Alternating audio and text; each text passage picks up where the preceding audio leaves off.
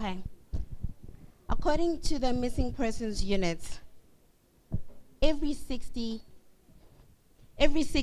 hours, a child goes missing in South Africa, which adds up to 1,460 children that are reported missing every year to the South African Police Services.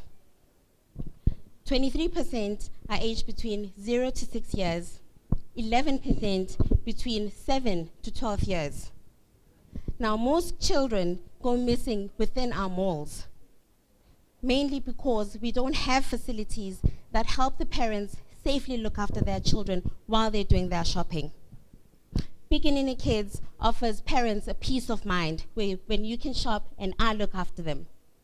We keep your kids stimulated with activities that develop their developmental skills, and we keep them entertained